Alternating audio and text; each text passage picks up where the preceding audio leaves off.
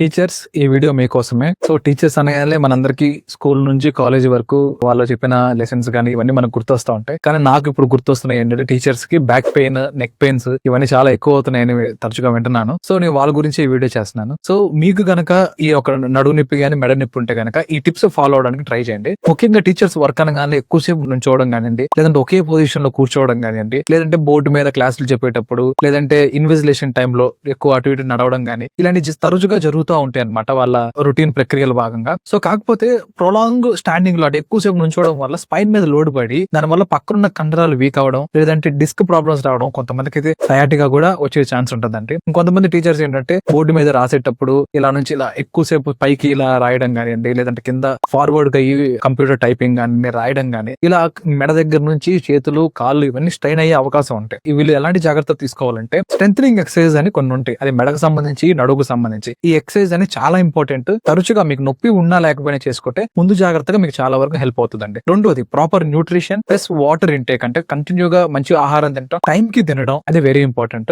మూడోది ఏంటంటే కొంతమంది వాళ్ళ ఉండే దగ్గర నుంచి వేరే ప్లేస్ కి వర్క్ కి వెళ్ళి వస్తూ ఉంటారు, జర్నీస్ అన్నమాట. ఆ జర్నీస్ లో మీరు జాగ్రత్తగా వెళ్ళి రావడం, ఎక్కువ గతుకులు గుంటల్లో పడకుండా కొంచెం జాగ్రత్త చూసుకుంటే మీ యొక్క వర్క్ కి ఇబ్బంది లేకుండా ఈజీగా వర్క్ చేసుకోవడానికి అవకాశం ఉంటుంది. ఈ టిప్స్ ఫాలో అవ్వండి. ఇంకేదైనా డౌట్ ఉంటే కనుక నాకు కింద కమెంట్ సెక్షన్ లో తెలపండి, హెల్ప్ చేయడానికి ట్రై చేస్తాను. Thank you.